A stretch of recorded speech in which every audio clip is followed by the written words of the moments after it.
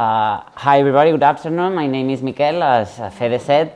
I'm the programming director of Open House Barcelona, the festival.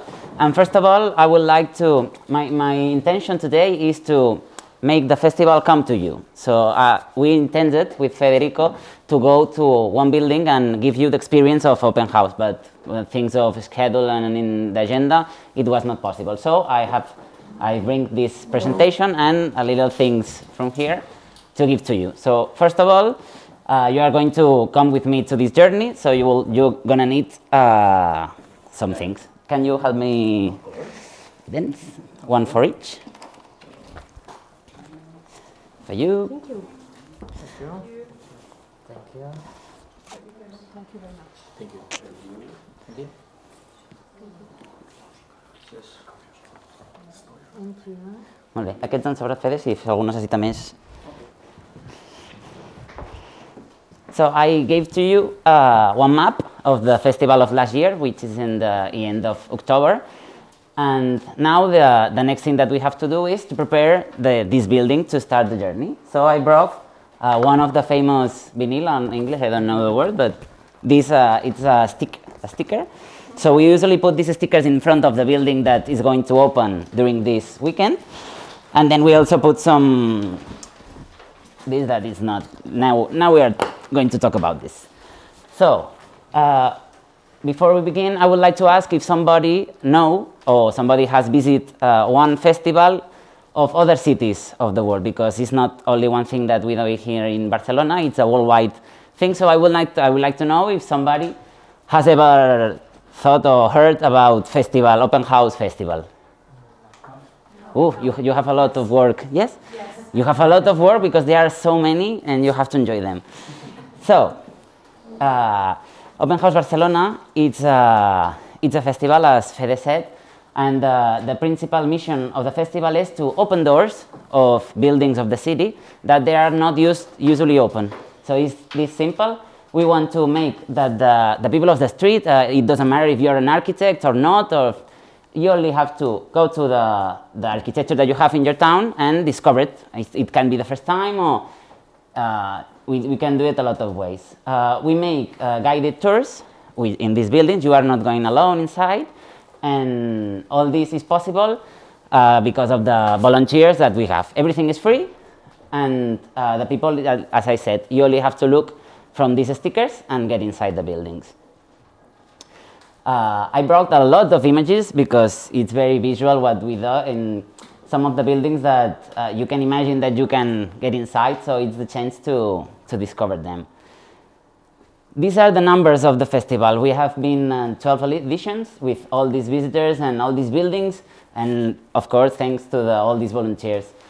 We are one of the main festivals of Barcelona. We are only competing with the music festivals. As you know, music always, the people are more receptive now for music, and usually the music festivals are longer, are 1 week or 2 weeks. So 1 weekend and all these visitors, and for cultural purposes, not musical, we are very happy, and the city is very happy, and it is reflected on these good numbers. As you see, we started in 2010, and then we keep doing each year, and each year we are getting more visitors. This is because the people are starting to know us, and it happens with everything. We are in the 12th year, and people are still discovering the festival for the first time. And we have been 12 years, and they didn't notice, because in Barcelona, each weekend there's something. So as you see, the last two columns have different colors. This is because the dark part is the number of presential visits, and 2020, because of COVID, we introduced the virtual visits. So we make this, obviously we couldn't open all this because of the aforo, when we have to reduce the people that get inside the buildings. And we also got to, a lot of buildings didn't want to participate because it's your home and you don't want to strange people get inside and these things. But as we see in this year, we recovered plenty and we got up and up and up. And we don't know if we can grow any longer because the volunteers, they are not. We could grow if we got more volunteers, but we will talk about this later. We are not only in Barcelona, we are Barcelona and other cities that are really close to Barcelona or that have a connection with architectural content. As you see, Barcelona did not have frontiers. All the Santa Coloma, Badalona, and Hospitalet are the same tashit or the same urbanism that expands, and a lot of people lives in these cities. And one of the things that the people discover is that all these other cities, Badalona and Hospitalet, had also their architecture, and you don't have to go to Barcelona to enjoy your heritage and all the things that your city can offer. The new incorporation this year is Sitges, which is, we are very happy because Sitges, apart of have a lot of party and a lot of good tourism and the beaches, has a lot of architectural modernism and this, and we are very happy to have joined them. As I said, we are a festival, but we are an association with non-for-profit. We work only to do the festival all the year, and as I said before, we are not only the festival that does this thing. Open House Worldwide, it's a brand, we can talk about the brand, and now it's not 42, it's in 50 cities of the world. I bring all the map, and everything started with London in 1992, and then the other cities keep arriving. Here in Spain, we got Valencia, Málaga, Madrid, Palma de Mallorca, and País Basque, Bilbao.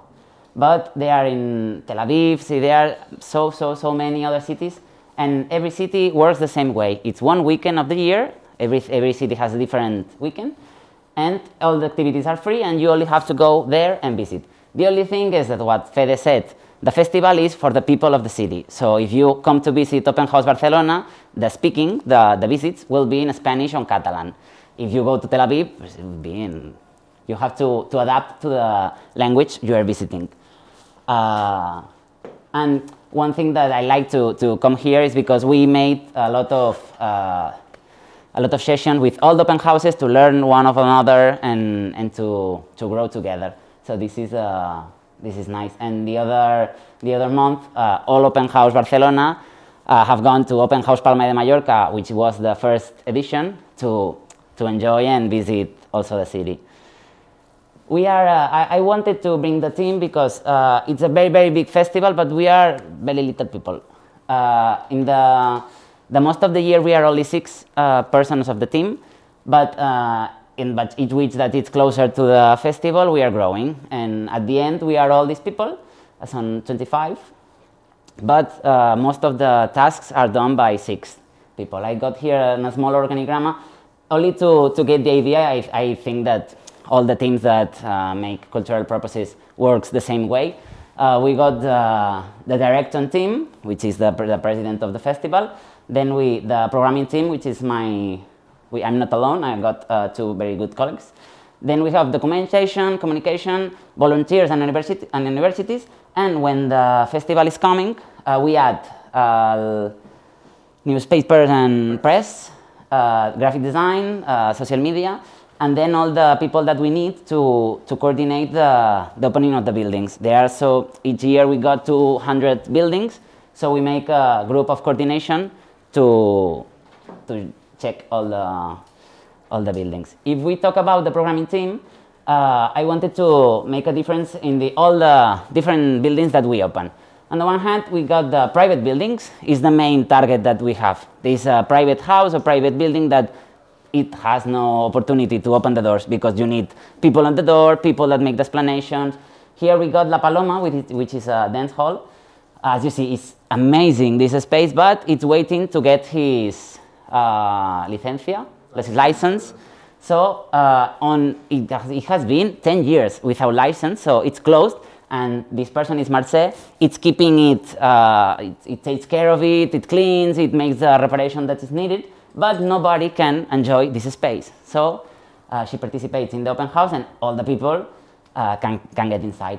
Another private building, we got this editorial house, that it's an old editorial house. Now it's empty, it's Augusta Urgili, and it's one of the rationalist buildings that we have in Barcelona. The funny thing is that 2 years ago it had participated in the festival, and now the city council has bought this building to the people, and is going to transform it in a social center for culture. So this is one of the things that wake up the city, that we have opened the door because it was 5-year close also. So with these small things, we are making changes in the city. Another part is edifices under construction. It's obviously that the people of the street can get inside a working site and, I want to see this. So we make it safe, we talk with the architects, with the constructor enterprises, and then the people can get inside and understand how is the complexity and the difficulty to build a building. Another thing that is very important are the public buildings, but they are not open to public. I talk about offices or spaces that the city council uses as private, as the inter matters. This is an opportunity to open them. This one, for example, is the Casa Tecla Sala.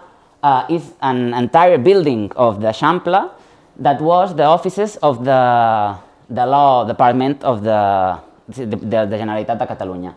And now they have moved to another building on the outside of the city, and now it's totally empty. But there are an entire building that is in the process of changing, and I think that they want to transform it in housing. So in this meantime, they give us the keys, and we make it possible to the people to get inside, to understand, to make proposals for the use of these buildings. And another one is the train stations. All these things makes a lot of the attention of the people, mostly the kids and the families, because they can see all the world that is behind the transport public, the public transport of Barcelona, the buses, the trains, everything. And it's so complicated, and you can see all the panel of control and these things that we can say that it's not 100% architecture, but it has a relation with how the city is moving or how the city works. And another thing that we usually check is the public space, but we do it mostly because people walk on the street and don't stop to see. And most of our parks or squares are so well designed and so well thought, and the people just go across and you don't know what happened here or what is going on. So this one, for example, got a lot of attention because it was a skate park near the big park of the Ciutadella, and all the skaters that were there was listening to the architect that was explaining all the process of investigation and all the job that the architect did to make them feel comfortable and to make them feel the process. And they were, oh, well, thank you, I didn't know that. So it was really nice to make this connection. On all these years, if you see the map of Barcelona, we almost opened everything. So now my job is to check this super Google map and see, this can reopen again this year. So we make a bubbles, I call it the bubbles, of 15 minutes walking. Because in Barcelona it doesn't make any sense that I open this one and this one, because the thing of the festival is that you go by the street and I would like that you go from one sticker to one sticker in 5 minutes, and you can enjoy the street walking and see all these streets. So we make these bubbles, and each year we try to get a different theme to talk about, the city and the architecture. Here I got 6 of the graphic designs of these different years. And as you know, the first year we were talking about the eyes, the mind, and the doors open. Then we talk about the shape of the architect. And as you see, we always try to put the human inside the architecture to talk about what the architecture needs to do for us. Then is what the skin of the architecture, and all these tattoos that were fake, obviously. And this year, the 2019, was the year that we dedicated to the woman, to the architects, women in the profession, and we wanted to represent it with this dot in the face to represent the architectures that could have been, but they are not now because they didn't have the opportunities these past years. So this model was Pilar Casas Mur, which translated is a little joke because it's Pilar is like column, houses, and walls is the name translated. So it was this. Nobody get the joke. You know, we thought about it months, and the people didn't. No, the people did, a pilar, tal, sí, okay. And then we play with these games when we were little to dress the architecture. And then the year 2010, we talk about the future of the green architecture. And at the end, all this is different ways to make agrupations of these buildings and try to get the people to see one thing of the city. Obviously, there are buildings that have opened 10 years or 12 years, but each year we try to make a different perception, a different look on this same building, because a lot of people is not repeating, and because, to change the views. If we turn here at the its communication team, we just say that we also use, we mostly use our website, which has a different, each building has its own page, and we try to talk about the 3 topics of the building, the architecture of the year, this, and at the end it represents a website of architecture of Barcelona that it's useful all the year. You can go check in and make your route on outside the building. No, you can get inside all the year, but. And also with social media, which the last years is growing and growing in the show. We know about of public that most are women. They are young, to 18 to 34. And each year we got these followers, and that is from 2018, so it's not. I think that we have 20. A lot of Instagram has grown a lot. Mira, creo que surte aquí. Pero no os veo. And the other part that I wanted to talk about is volunteers, because for Open House Barcelona is the most important part. Without the volunteers, we can have the festival, because with all these buildings, we need people at the door, we need people inside explaining the building, and we need a coordination system to make all these not nonsense. So in the first place, we got the guide that are these volunteers that you don't have to be a student of architecture or architecture. There are a lot of different profiles of guides. The only thing that we need is love from the architecture, and they learn. We gave them a lot of information of the building, and they make their own speech. We don't give the speech to the volunteers because we want that they explain whatever they are surprised of the building or whatever they wanted to express. This made that maybe you are in the same building the same day, but you got 2 different speeches because you got one volunteer on downtime and the other. The other task that is very important is the access, to check the arrival of the visitors and to explain what are the other things that they can do. For me, it's the most important because Open House Barcelona attract a lot of people, and in some buildings we got really conflictions with the public because people want to get inside and they don't want to wait, and we need somebody that calm the situation and explain everything. And the last one is the coordination volunteer that has 4 or 5 buildings, and his job is to get around and see that everything is working. And now that I have explained 1, 2, 3 of the open house, I have brought 5 points or 5 things that I would like to talk about. But on this point, I would like to intervene, talk with you, and that you could explain me some things to me. In one of these topics, I have 3 questions. The 2 first questions are for you. I would like that you answer me and talk about how this reality affects to your project. And the third one is one question that we make, that we are trying to answer in Open House Barcelona. And as you have got a lot of experience, I would like, if you get the answer, please give it to me. So the first one is associative work and collaborations. The second one is volunteer management. The third one is festival accessibility, which is one of my favorites. As Fede said, I work as assessor, assessor? Advisor of the City Council on accessibility, on architecture and accessibility. And each year we try to make more and more accessible the festival for everybody because the city is for everybody. Then the public participation, and finally funding and sponsorship, because the money is important also. So the first one, here in the festival, we collaborate with a lot of people because we want to open the doors, but we don't have the keys, so we need that people get to work with us. But there is another important associative work that we do, which is try to speak with the elderly or the young and the schools. We try that these collectives get an interaction with the architecture. So I make a little advance. In some buildings, we got the old people that live there. They are the ones that make the guidance and they explain the buildings. And they are so happy because they got so many things in their houses. It's amazing. And these projects are special because all these people handed social housing.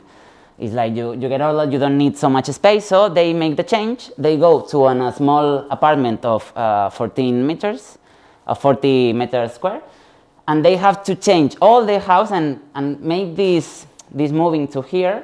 Sometimes it's a little bit traumatic, sometimes they see it as an advantage. Here they are with all other people. They're making like a collective housing, all with elderly people, so they win and they can talk each other, they are not alone, they got services to help them. So, now that I have talked about this, my questions for you are, do your projects take these groups into account? We were talking about the elderly or the children. And do you think that your projects could improve with these collaborations? So when we talk about this, it's not like this public uses your activities or your projects, but if they can take part of them. So any volunteers?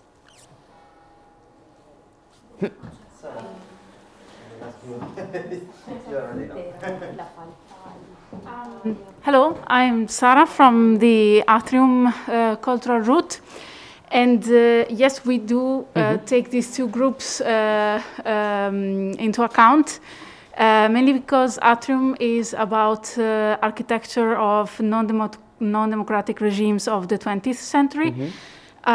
So the elderly people are those who are still, carrying and passing on the memory to the young generations. So we are kind of acting as a mediator.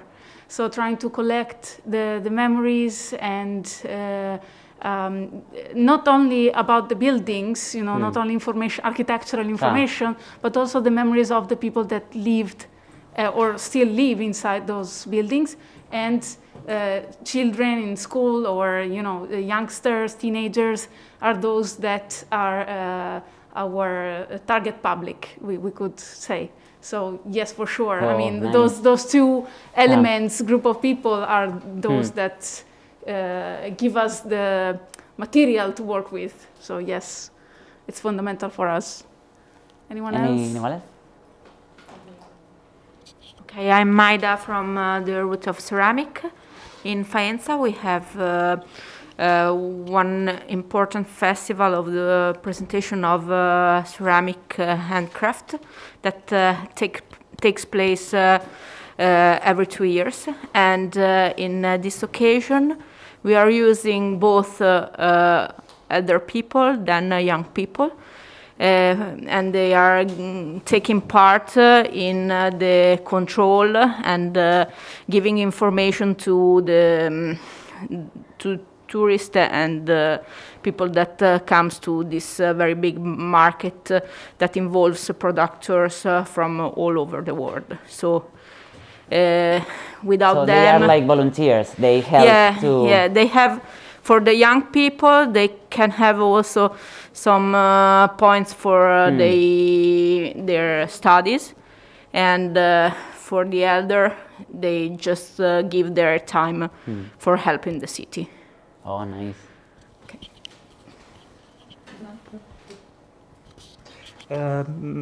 Pavel from Warsaw, Poland. We have something similar in concept, but maybe not in organization. It's the so-called Festiwal Otwarte Mieszkania, basically translating to the Open Apartments Festival. And it's designed to let people, general public, to see apartments of private owners in interesting houses around the city, usually dating back to 1920s, 1930s, sometimes even if the house survived the war, dating back prior to 19th century, and it's organized kind of similarly, but usually the volunteers are the very owners of the flats and apartments that are able to for visits during the festival. So it's interesting how like a similar concept functions in different locations. Hi, I'm Deborah. I'm from the UK, but we work with communities in Belarus, building our Jewish cultural heritage route. And young people and the elderly are two focus groups in our work. The community centres that we try to support are very much to bring those groups together. But we're also trying to encourage them to volunteer to be the route builders, so going out, discovering the Jewish provenance of the buildings in their areas, trying to get oral history from the older people, and bringing the two groups together and trying to encourage the middle-aged group as well to participate, which is always quite difficult. But it's a slow process.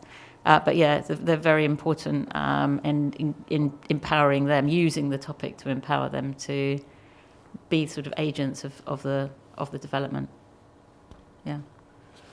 Nice. In our case, we always have a lot of work to treat with these two groups because they need a lot of time. You have to make a companion and go with them and make a lot of sessions. To prepare this visit, we made three workshops. The first one is to explain the architecture to the living person. Then theater workshop to make them be confident in the public and talking. And this one, the one that they enjoyed the most. Sorry, but it was with a famous actor, and they was so crazy with this. And the third one, it was a simulacro, a simulation with some of the volunteers of the area to let them practice and see. And with the schools, we made the same, but the children of the school explained the architecture of their school. And it was also difficult because you have to make a job during the year to explain and to make all the concepts.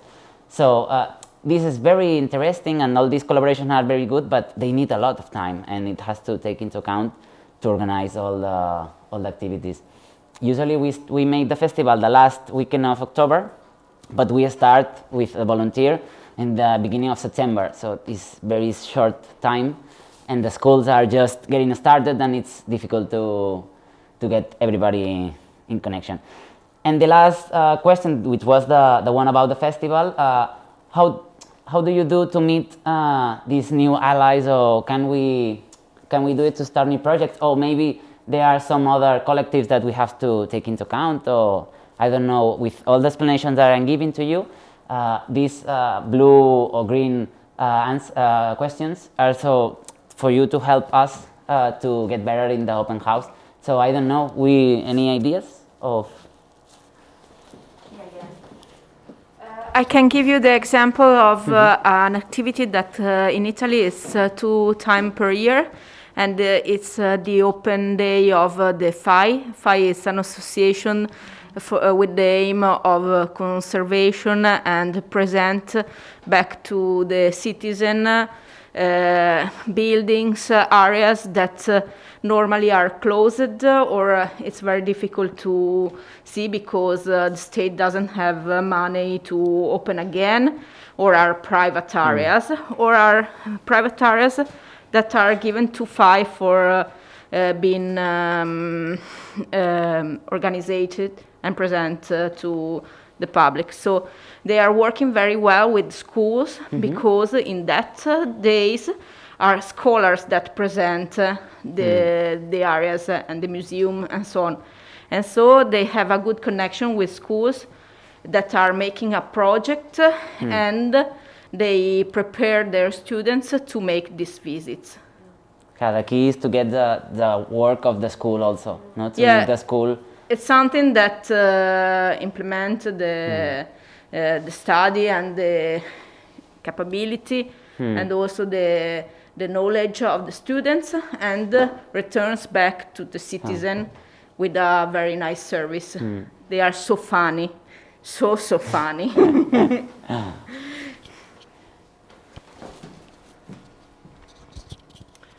Hi, Serena Nesti from Forlì. I'm here with the ATRIUM route, but I also work for the Forlì municipality. Congratulations for your work. I know your project because I studied the network of open houses. Especially our national version in Rome, especially because it's the oldest one in Italy. And I studied this network because I was the coordinator of an Urbact project financed by the Urbact program. And the name of the project was Camin. And it was a transfer network from the experience of Budapest. I don't know if you know Budapest 100 is a festival very similar to open houses. Since that at the beginning our project, the name was open houses and the Urbact program asked us to change the name in another one because of this network. And for regarding your question, we also made similarly to Budapest, who transferred the method to involve volunteers. We worked a lot with citizens. And regarding the last question that you asked us.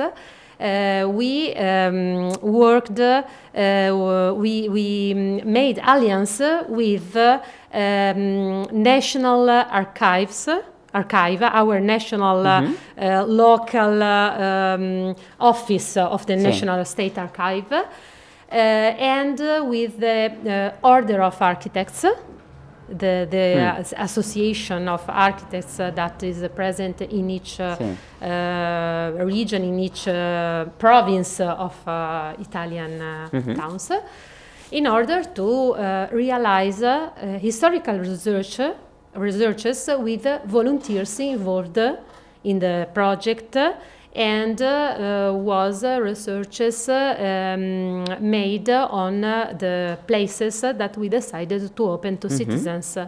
So these two bodies worked a lot. We unfortunately our local festival wasn't possible because of COVID. But in our plan there was also an alliance with the I don't know the name in English, but the house for the old people, I ricoveri, the house for old people, and with their activators. Responsible for the communication of this house, in order to work with old people and find stories for the storytelling part, stories regarding these places that we selected for the festival, and tell these stories during the visits. Nice. Yes, unfortunately it wasn't possible to work with old people. We made the agreement with this house, and then we stopped the work because of... all these images are pre-COVID, obviously. Yes, and the same thing with schools, because similarly to you, the goal was to pick the stories from old people and let them tell during the visit from by guys from the school, and we did a part of this work with teenagers before the COVID time. And how do you collect all these the speeches of the elder people? You made recordings or now after COVID, the Urbact program asked us to transform in the way we prefer the project and suggest a new version of the project. So we decided to do a platform, a digital tells of these places. If you want, I can give you the link. We put all stories, historical researches made by volunteers with the archive and with the Order of Architects in this platform. So we did a platform with 10 pages, one for each site, each building. And inside these pages, we put photos, stories, audio of the places, all material collected by volunteers. So we did a digital tour. We made, of course, also communication campaigns all around the cities with posters and postcards. And the posters, we put the posters very close to each building in order to do a tour with the posters and the QR code. And with the QR code, it was possible. It is possible also with postcards to go to directly to the web pages with the digital tour. Oh, nice. Yeah. And your job with recording, or it was only to do the activity? No, it's to do the activity and then... Best practice. I know that has Maida. FAI has local sub-organization, and so this local organization is contacting the different schools and present the project, the monuments that has to be presented, and then teachers start to make this work with the children all over the year. So the net is very, very deep in all the cities and villages also. Very good. With all the volunteers at the end is always the same. There are 3 or 4 people that are always that sign on everything, and then it's difficult to get. So volunteer management, I would like to talk about, in our case, the volunteers are the visible face of the festival, because that's 6 people that made the festival. We are at the office. So all the volunteers are the ones that are on the doors of the buildings and make everything possible. So my questions for you are about this, how vital sometimes the volunteers are. So the first question is, how do you manage volunteering your projects, if it's necessary or if it's useful, and what kind of training do they receive to make it? In our case, as they are so vital, we made a lot of training with the volunteers. We made, this is pre-COVID, obviously, but we made a public explanation 2 days, because not everybody could come to the one.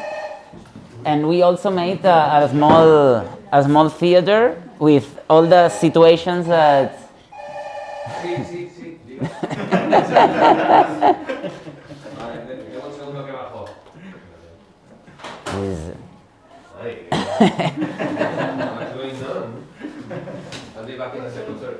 And in this training, as you see, at the end of the year, in each year we learn that the most practical thing to show anything to somebody is to make it. So we were doing this little theater with all the set, and everybody was laughing and was very like a jokes. But it was a nice thing to do. But now with COVID, we didn't make this. We make a video and we send it to the people. But well, in any case, we're talking about. I would like that you talk about if you use the volunteer and how do you manage, and what kind of training they receive if they.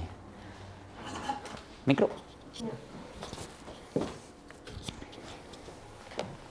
Hi, it's Francesca from European Route of Ceramics, Faenza as well. So I'm just connecting to what Maida was saying about the ceramics festival.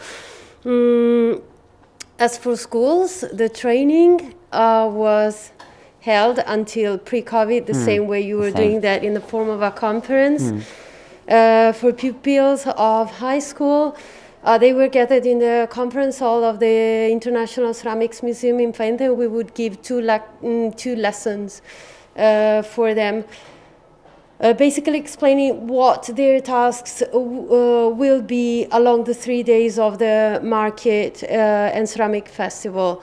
There is not an issue, but one point that we have to consider for them. They are high school students, and basically this kind of volunteer service, but they get credits for their final evaluation in high school. Many of them are under 18 years of age, so some tasks they can develop, but some others, until they are 18, they cannot develop. This is basically a matter of insurance and not giving them responsibilities. So we make very clear in the training what you should do and you are allowed to do, what you're not allowed to do, and in that case, go back to the coordinators or the, let's say, not manager, but the person in charge of your area, because basically the market is divided into sectors, and then we have exhibitions, and then we have workshops. So they are assigned according to the kind of high school that they attend. They are assigned to different tasks. So they might be engaged with the tourist information rather than surveillance at exhibitions or patrolling the ceramics market. And that's very important. And as for the elderly people, they are volunteers, very well trained by the dedicated office at the municipality. So basically, when they get in touch with us, they are already very well trained. And they have a logistics support task, which is extremely important at the time of setting up and setting down the market, because it is an open-air market, and also with helping with addressing tourists or visitors to the different sectors of the festival. So I would say that. Somebody else has volunteers or? In our case, we did a public call for volunteers, following the example of Budapest. Of course, it was a transfer network. We did a call for citizens, and a lot of people applied. We are very surprised about that. And we had very different kind of volunteers from students of university students, to old people, professor of the middle school, and so on. And we did a training for them, 4 meetings. One about the training. The aim of this training was to let them know how to manage the historical research. And it was one regarding architecture, one about history, because we linked our festival to the ATRIUM architecture, specifically on private buildings. Private buildings from villa, bourgeois villa, to social housing buildings. And we did this 4 meetings of trainings made by the Order of Architects, local historians who helped us, also them were volunteers. And after they worked, followed by the municipality and these local partners of the project to do this research. Good.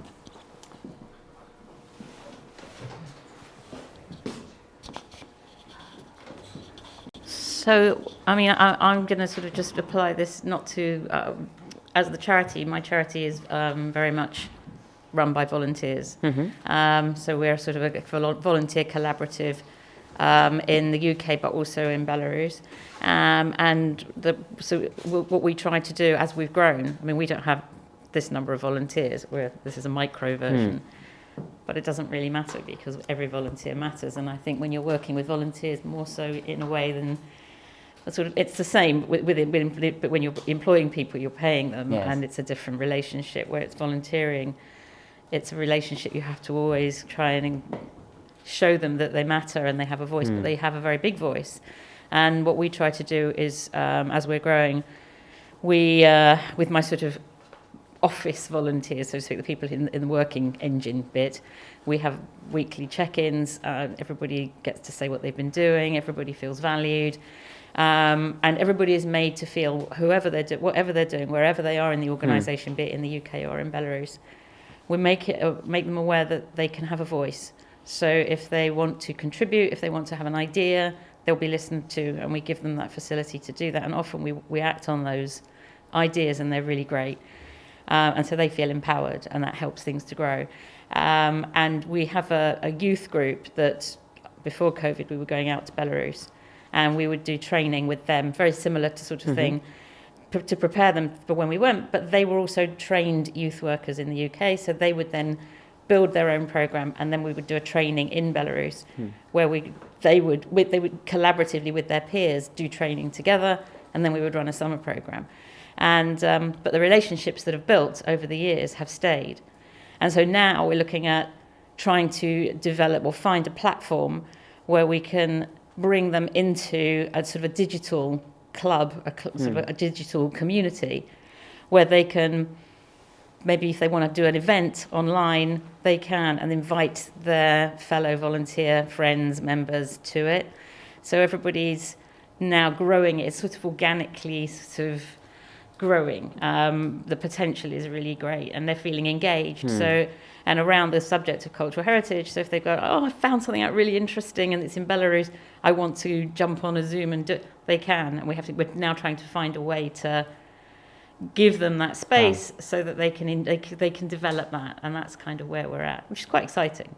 Challenging, but exciting. It's really challenging that got this connection with the volunteers, because they are so vital, and in our case we manage 1,000 volunteers each year. It's a lot. The problem is that 1,000 sank in, make the registration, but at the end we got 800 valid people that at the end are showing to the building. So we have to manage this.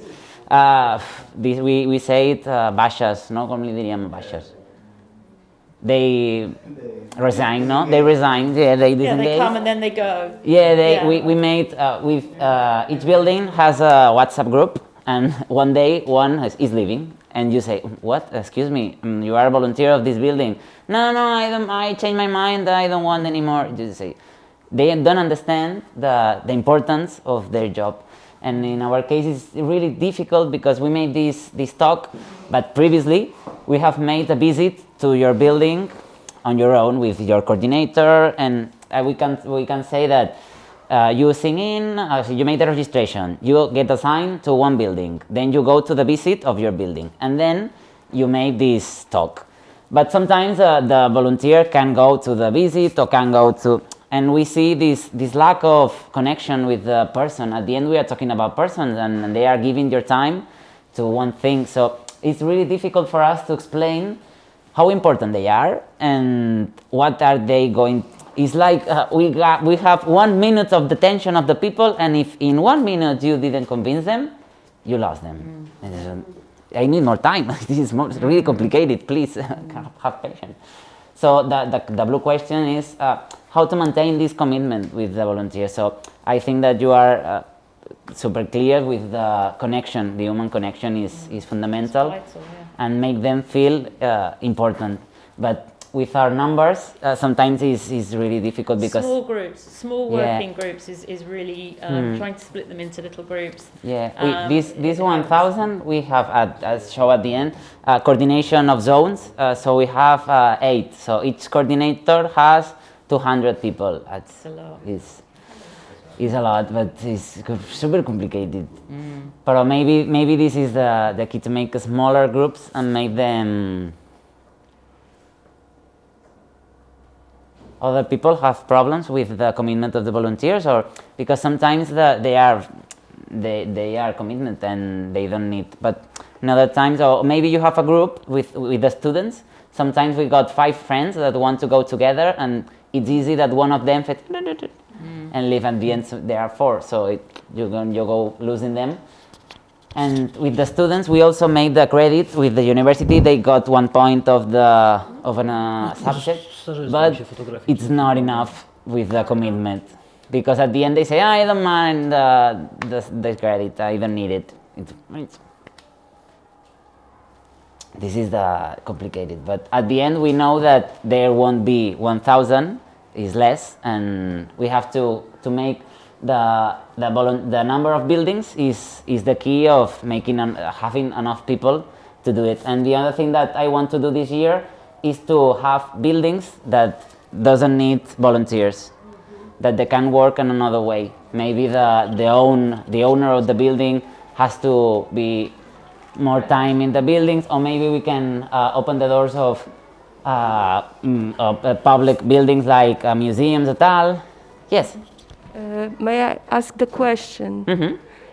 How much responsibility do these volunteers get? So, because they are in a place which belongs to someone, yes, and they're alone with the people who are coming to visit it. I didn't Yes. heard the beginning of the question.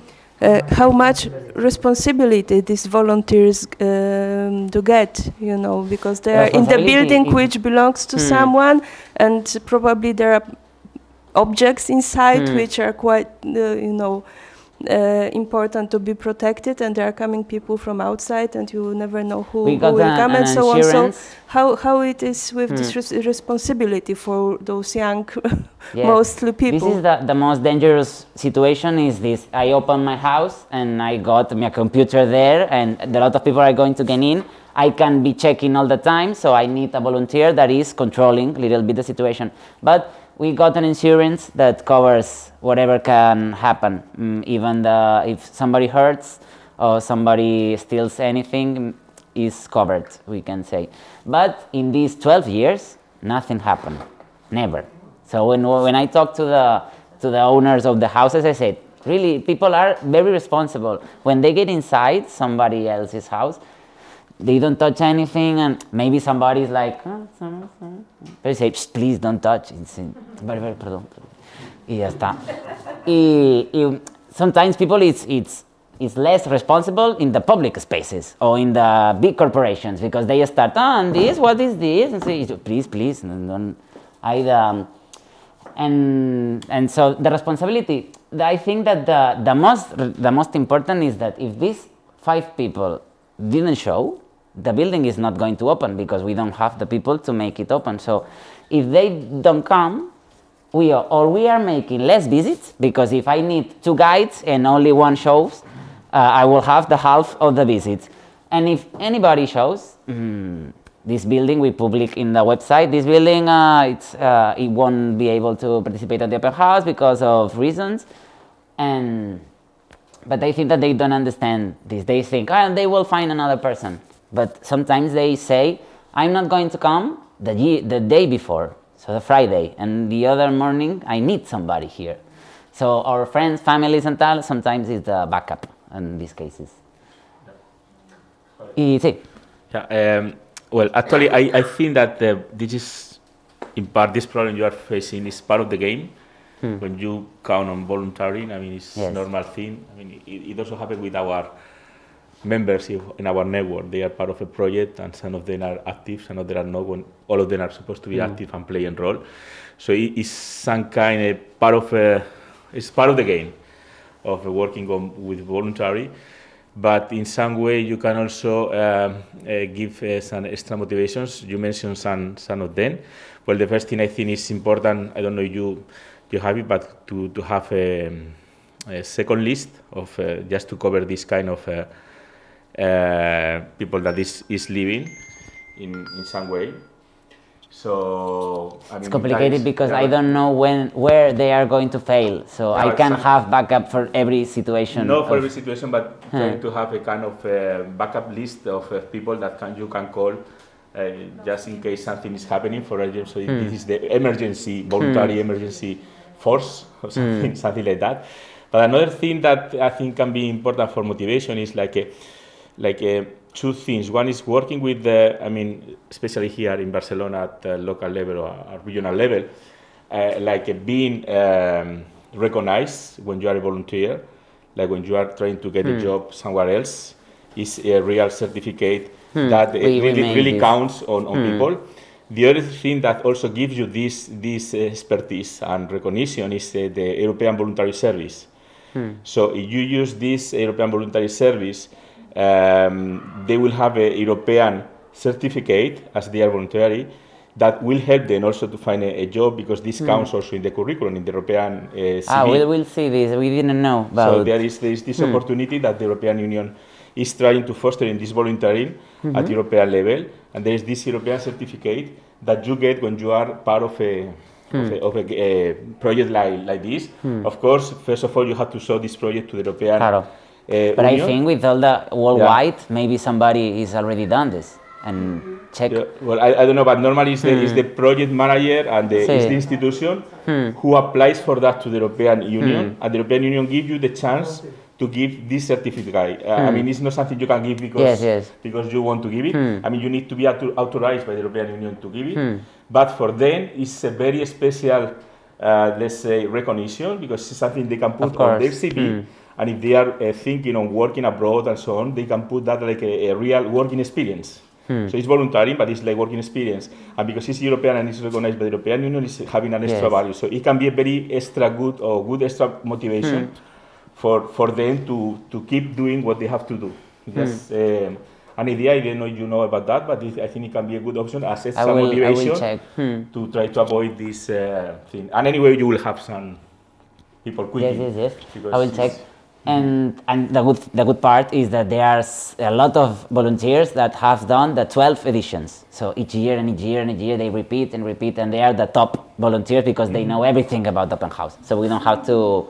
In these cases, they make a wish list. When they register, they say, "I would like to go to this building," and then we have to make the demands. One problem of make them feel loved is that if you invest so much time with them, at the end you have to invest time with everybody. At the end, my coordinators don't have the time to do it, so maybe we have to split in more people, or admit that we are. You can use volunteers to be the trainers, and that's another responsibility that they can have, which they feel good about because they've given so much time, so they can be the ones to sort of lead the micro groups. To give them the attention that they need, so sort of delegate and they become part of the sort of whole product team. That could be a good option. It's very complicated, the volunteering. Is it like the volunteers is all the same job? No, it's the jobs that I explained it before. We have a guidance, we have the access, and we have this small, I think that can be, what are you talking about, is this coordinator. No, it's just like come in my thought, like, for example, like diversify the, because sometimes it's like with this is also like related to the skills and psychological type of the person, of course, and also connected to the human touch. And for example, like there is maybe there is some volunteers that are have a good skill. Good skills on managing, and then there is another volunteers that are good skills, like okay, they want to be a volunteers like in this open house, but not dealing with the people, probably like more into back office or something like that, like diversify the skills, and perhaps it could be belongs to them, because some young people, like they don't like, I don't like to talk to many people, but I would like to be part of the project, but as I don't know, maybe they are as graphic designs to help these things and to belong. And then the other things could be interesting. For example, like the person that who as the same as Deborah said, like the people that who already involved like 2 or 3 times.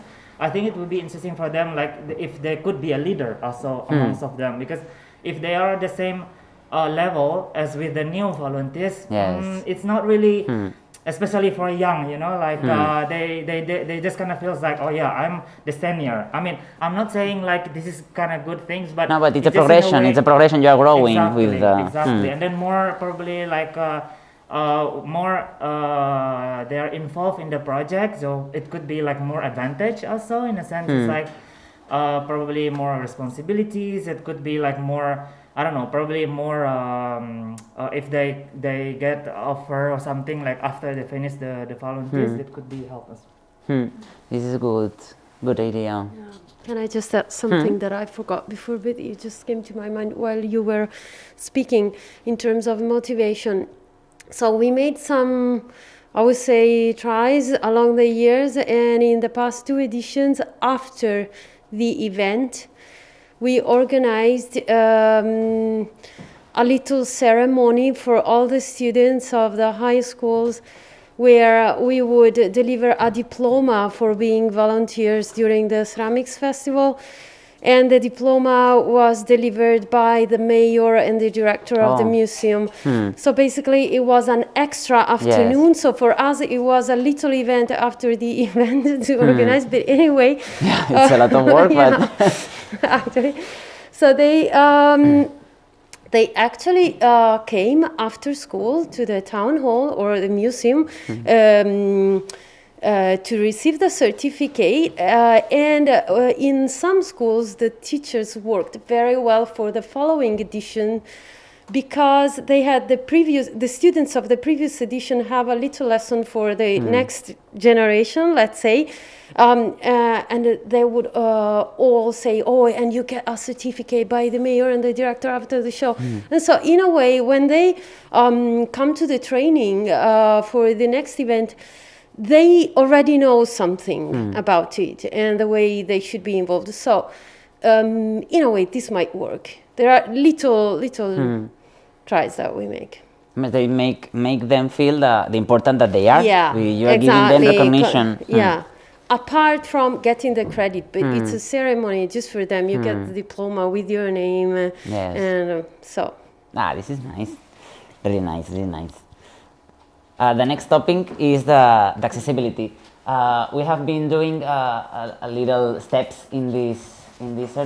What I wanted to do is, on the one hand, we want to make the content accessible, but also I'm always looking for contents in accessibility, because I want to let the people know that it's not one thing that you have to do because all the people have the right to go to the places. No, it's something that can make more of your building. I think that you can design the buildings with accessibility and make them much better, and not only because all the people could use them. It's like taking the design importance that they have. So we made these 2 views, and the people of the public are really happy with it. And first of all, the persons with disabilities that can enjoy the architecture. Most of the times is the first time that they got this opportunity, and on the other hand, we made a lot of visibilization of this. A lot of people are seeing for the first time a guide dog, or seeing deaf people talking in sign language. So it's really, really, really amazing. We also, in the formation to the volunteers and the training, we talk about this. We talk about how the volunteers have to deal with somebody that come with a wheelchair in the queue, if they have to go in the front or not, or what to do. And at the end is, if you find somebody with disability or with diversity, if you don't know how to help them, ask them how can you help them, and don't panic, because sometimes we have the volunteers, sometimes are the students of architecture of the first year, so they are 18, so they panic a lot. So don't panic. And the question that I have for you is that you have implemented any accessibility measures or tried some things in this matter, and if you think that accessibility in your project can be a source of content or not, because it depends on the project. But these 2 questions are for you, and the question for me is now we have done all the set to make the festival accessible. The problem is that the people with disabilities are not coming, because we can talk to them, we can find them. So I made a lot of communications and a lot of diffusion, But it's difficult that they trust you and come to a visit because they don't know if it's gonna be really accessible or not. So they are a little bit afraid to think. And on the other hand, we need some years to make the people get us to know us. But this is one challenge that we have to make because this visit was only 3 blind people, and I think that was a success. But it could have been 10, so it's an opportunity that we are missing to arrive to more people.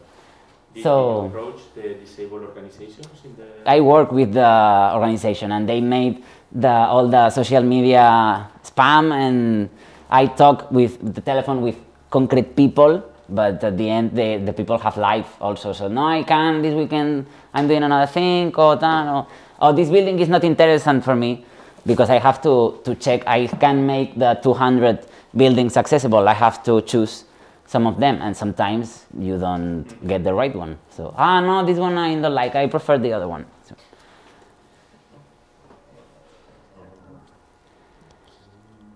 Since anybody have done anything? I have been listening the speak of the morning that talks about accessibility. So sometimes it's really complicated because you don't know where to start or what to do, or all the effort and money that needs these photographs. 1 second. When we made sign language, it's so easy. Our visits with the sign language are so easy to make it adaptable because you only need somebody that is signing. Stop. And for the blind people, we like to choose buildings that has a shape that can be touched and that you can learn about the architecture touching. So this one is the modernism of Saint Jean d'Espí. And also we made these maquetas with a laser cut. And these ones, the cool thing is that they are so cheap because we are using materials that are not so expensive. And we are making collaborations with the museums, with the archives also to get the plans. And then to do this, you don't need a lot of time and a lot of effort. It's really easy. And we change. And the first time it was wood, but we have changed for COVID to the metacrilat to clean better. And also, with the wood has its texture. So if you make cut, you can touch it. But if you draw something with the laser, if you have the wood, it's difficult to notice because the wood has its own texture. But if you use plastic, you can sense much better all the things. So we won in hygiene, in cleaning, and also in giving more information of the buildings.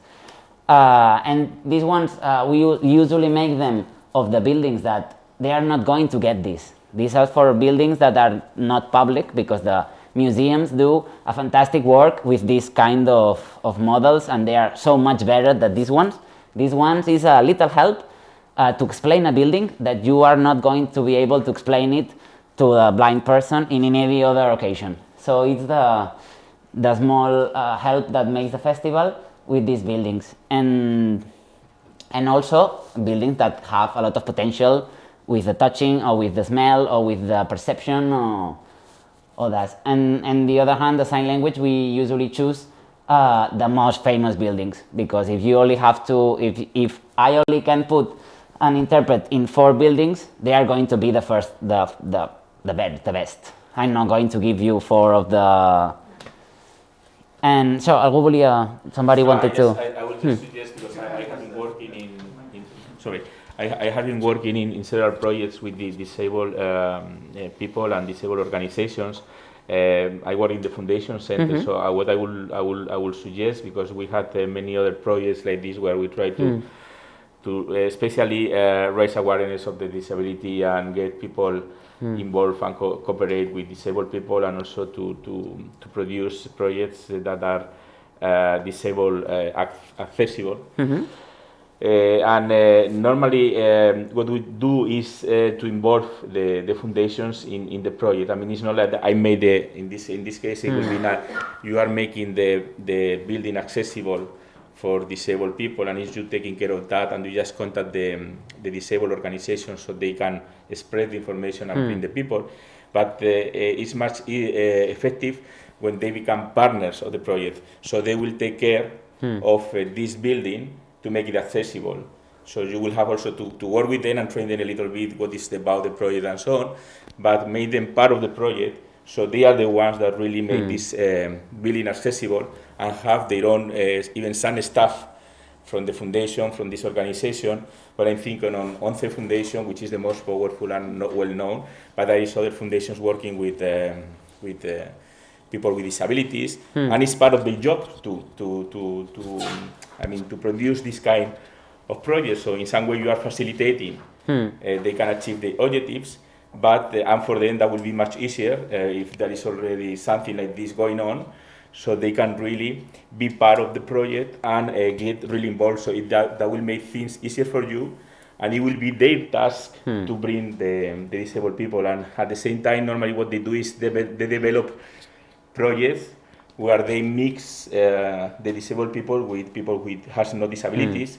So it's also a way of raising awareness on how can you feel like when you have a disability. So they can make a blind guide tour for people who is not blind, but they cover the eyes and they feel. So as not all the places of the tour was covered, we gave this opportunity to the public, but they didn't want to do it. Yeah. So we were, no, I will close my eyes, but I don't want to cover with this one. Yeah, because we have been working with foundations, and normally they are the ones who has the experience for that, so they know how to do that. And this work very well when you work with families, because sometimes these kind of visits are addressed to older, adult public, but if you address also that to families where they can come with the children are always very ready to play this kind of game, and at the end you are also raising awareness about this diversity of people with disabilities, no disabilities, and it can work very well, but it's like something that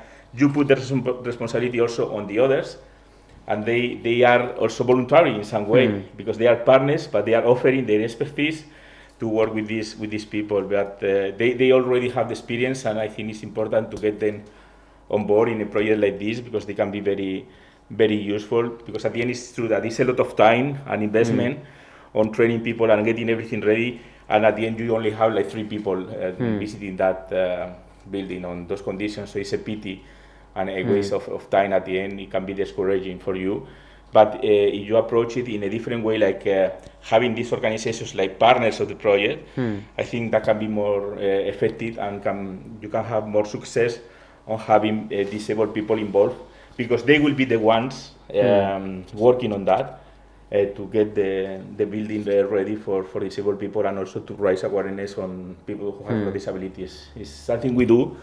I don't know if it can be useful also for it's a good approach. The other thing that I would like to have in the future is volunteers with disabilities, to make them participants also of the festival in their own name. Since 5 years, when you get the registration of volunteering, there is a question if you can talk in sign language or not. And in all these 5 years, I only have had 3 persons that, 3,000 volunteers, only 3 spoke sign language. I say, it's not possible. There are a lot of people. I'm not finding a big mass of the public, so it's like a challenge to look. If I may, one little comment. Aquí, micro. Yeah, sorry. Thank you. No, just to point out a very interesting exercise that you're doing here, and it has surprised me a lot. This kind of lateral thinking, this thinking outside of the box, to instead of understanding, to not instead, but added to making accessible the visits, to use accessibility as a source of content. I find that a really, really right idea to put it in the first plane. We do all this and we also do accessibility. No, it's to use it as a tool, as a source of content for the whole festival, or whatever we are working on. I think this is something. It's a very interesting exercise to do, and I would love to do it myself with my projects on how to make the turnaround around this idea. We got a famous architect here in Barcelona, which go in wheelchair from a lot of time. He helped to make the Paralympics of Barcelona '92, and is an eminence of the matter. And when he speaks his projects, he always talk about how it's obviously that it's accessible, the building that he has, but has a lot of other content to speak to that has to do with accessibility. And it's so nice because sometimes when we talk about accessibility, it's like we are talking about fire control. You should have some extinguishers here and tal. Check, you are doing great. No, it can be a power of expression, a power of ideas of the project. So it's one of the things that we work on. And number 4, public participation. It has two looks. On the one hand, obviously, we have public participation because the public come to the visits and enjoys the architecture. But in the festival, we wanted to make them more active. So we got two little activities parallel. One of them is the open sketch, which the people go and draw the buildings and they share them. And then two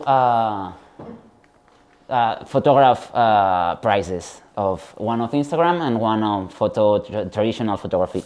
And we are surprised that really the people wanted to express what they see with that, and all the people made the visit and also wanted to share and wanted to talk about architecture and wanted to draw. The drawings are very, very beautiful.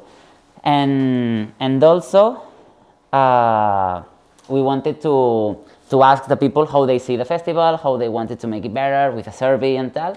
But in this first part, I would like to ask you if you have participation of the public aside doing the activity, and then if you think that it can contribute to your projects or it can change them.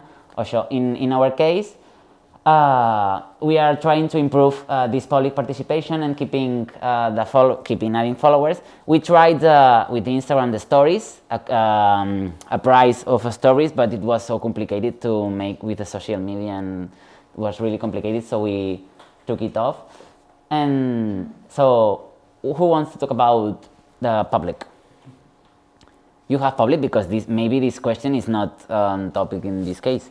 I just wanted to give like a little example, something a bit like similar we do. It's because we have a like poetry festival, like City of Poetry, and part of this festival is actually like houses of poetry, like flat of poetry, and this is like the same idea. Yes, everybody who would like to join the festival can organize some event at home, and this home is like usually it's open or now online also event.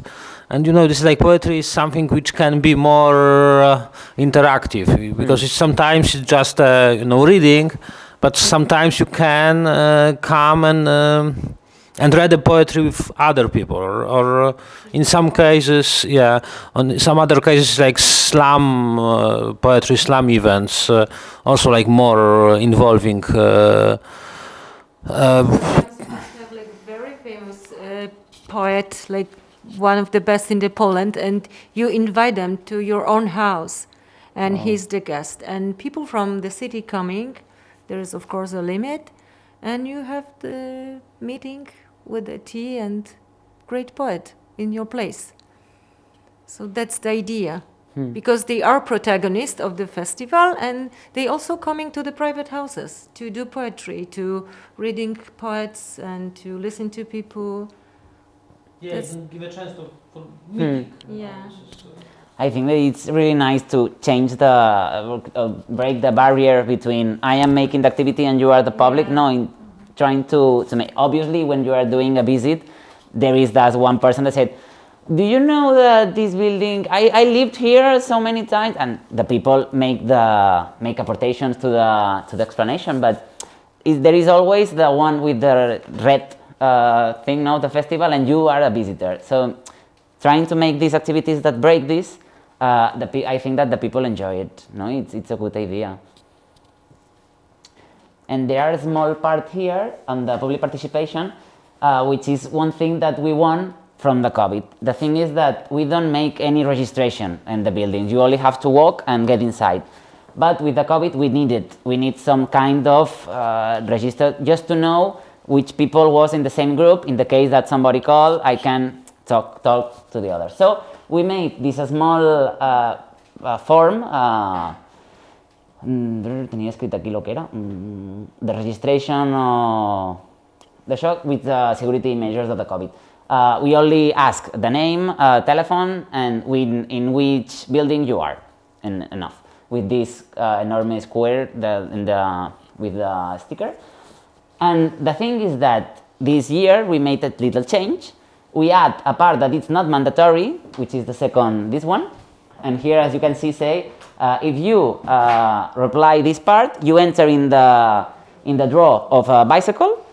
And these questions are questions about the festival. This also made it possible to create the first map of the queues alive of the festival. And this was really insane because I got this super Excel with all the information of the different buildings, and in every column is an hour, and I knew at the right moment if the building was in the correct side of persons, of the public or not, or if there was a lot of queue, and I was like in a control center calling all the time to the coordinators to ask what was going on here, because there are a lot of red, so it means that they are entering more people than the one that was supposed to get inside. And this was one of the things that we won of the COVID. I think that people, the public didn't use that. And it was only access to the volunteers to make them a gift for women volunteers. But the next year, I would like to make it open to everybody so that people can check how was. Now is everything green because I took the image now time ago, and now there are no buildings. But at the moment you see here in the other image, there was red. It's like red, yellow, and green.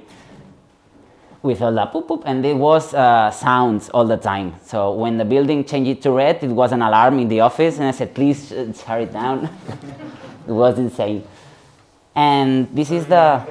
Like 10 minutes more? Yeah, acabem, sí. And this was coming back to the... Well, if you can get along, but this one good thing of the using using data to make a better festival, I think. And at the end, the last one, the funding and sponsorship, I really think that everybody does what it can. In our case, we try to make the corporate, the private entities and corporates to validate their architecture. Now it's common that the enterprises use their space to sell an image of themselves. So they try to look cool and they try to look modern, and sometimes the best buildings in Barcelona are private and are from corporations that want to be shown as how cool they are. So they call us and I would like to participate on the festival. So in this case, what we do is to ask them economical support for the festival, understanding that they are winning visibility, free press, and we ask them to give an economical apportation to make possible to open the other ones, the private ones of small houses, and to make possible the little support that we have to make the materials of the festival or giving water to the volunteers and these things. But most of it, as we are non-profit, we usually use the government helps and we use this to make it all possible. We are not really expensive because we are really short people all the year, and most of the job are done by the volunteers. But we have these two legs, I can take.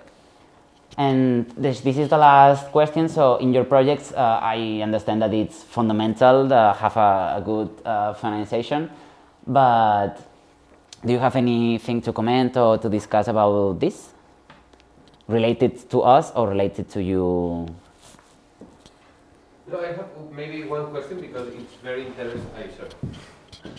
It's very interesting, because this morning we were talking a good amount of time about how to finance, what are good strategies in terms of financing, how to balance a budget between grants and other sources, no? So I wanted to ask you, because I think that, well, it's not that it's a magnificent festival, but I think that it's very well structured. So in terms of financing, how do you manage, no? First, to not rely just in the public grants. How do you approach also the private sector, no? For example, you said that there's companies that could be interested in opening their space, no, to visit. You ask a contribution, and that's fantastic. But you have also many sponsors over there, no? What strategy do you use in order to get those sponsors? It's because the value of the festival in terms of the mission, the values that are behind, the citizen participation. How do you manage that? Sometimes we receive we receive a question of one building that wants to join the festival, and we say no, even if they want to pay us and we say no because they don't have the architectural interest, and we are not making this for the money. So we are making this for the purpose of this heritage. So in many cases we said no because you don't get in the mood of, in the shape of the festival. The other ones, sometimes they ask us directly. The other ones, we make each year a lot of research of the buildings that got the new proposals. When we see that there is an enterprise behind, we made it directly our economical proposal. When there is a building that, like here you can see hotels that obviously they want to speak about the architecture to let know to the public of the city. But we have the zoo of Barcelona, SEAT. SEAT has used a lot the architecture on their buildings, and it's a brand from them. It's like a source of their branding. And also we have Etnia, which are a shop of glasses. So at the end is, or we go to knock their door, or they come to us. And if they can make profit of the participation on the festival, we ask them to make something for the festival. It can be economic, or it can be in species. They can help with, like BTV is the television of Barcelona. So BTV is not paying. They are covering the festival and making special programs of the festival.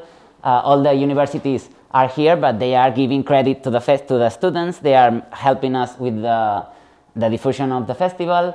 La Capelle is a famous shop of design and to objects of the office and design, and they give us the prices of the drawings or the photos of the participation.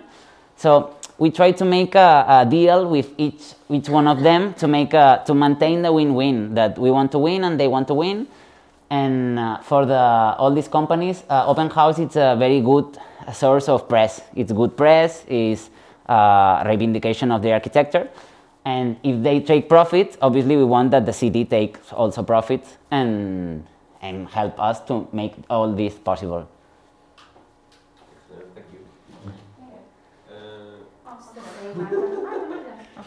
Thank you. Maybe an idea could be that you can prepare a QR code, and the people that is coming to the different houses could leave a free offer to the visit. So they decide if for free or to leave to €1. The visit. The thing is, €10. it's one of the festival conditions that everything is free. But if you want to offer because you think that this kind of festival gives you a very big opportunity, and it's a big opportunity also for the city, you can decide to not leave it nothing. But maybe somebody could decide that €10 is okay for this opportunity. In this survey, there was a space to say, what do you think that we can better? And a lot of people was writing this should be paying because there are a lot of people and I don't want so many people here. I say, but this is not what it's just a free offer. It's like leaving the pot and you have like some coins and you are okay, that's it. Sometimes it helps, maybe sometimes no, but it could be it could be. The other thing that the people said in the survey, it was I think that 15,000 answers. There were a lot of answers, and I was the one that read everything. And I asked the people which building they would like to see in the festival, and the top 5 answers was Sagrada Familia, Sagrada Familia, al Camp Nou, Football Barcelona al Stadium, La Pedrera, Casa Batlló, all the famous buildings in Barcelona that you can actually go and see, but you have to pay to go there. And a lot of people say, I want to go Sagrada Familia, but free. Well, we have a problem. we can go free. So, and this, to conclude this presentation, because it was the last one. I'm sorry, may I ask you one thing? Which is the budget, more or less, that you have for every festival? And which is the part of this budget you aimed to the communication task? I don't have the answer, because it's the other part of the team that controls the thing. I try to be pure and not know about the money. No, because sometimes, if this was the case at one hotel, that I think that it's in the limit of the architecture value, I don't want this hotel. No, but I'm talking about... about the total, but yes, of course, more or less. They told me, Miquel, but this one is paying. And I said, bueno, but we can afford not have this one. And they said, no. You say, vale, pero I don't know which numbers we were talking about, because I don't want to get influenced by this, because I think that we have to choose the buildings for the value, not the. And I would like to know the number, but I'm from Mallorca in the Balearic Island, and it's a cultural thing that we don't talk about money, never. And I think that, and I think about cultural management, basic. But talk about money because I have to plan an initiative as your. Yes. It's basic for me to understand at the beginning which is the budget, which is the aim of the festival, which is the target, and so on. But the budget is the first thing, because if you want to replicate the festival, yes, of course, yes.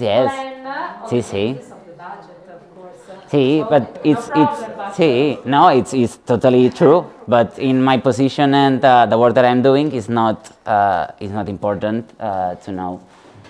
And to end the presentation, so this is the Open House Barcelona. We want to open the doors to the buildings of the city to make the people value their heritage and the architecture. And I hope that you enjoyed the presentation and that you visit any of the open houses of the network. Or if you can come to Barcelona in October, we will be delighted to let you in. And thank you very much.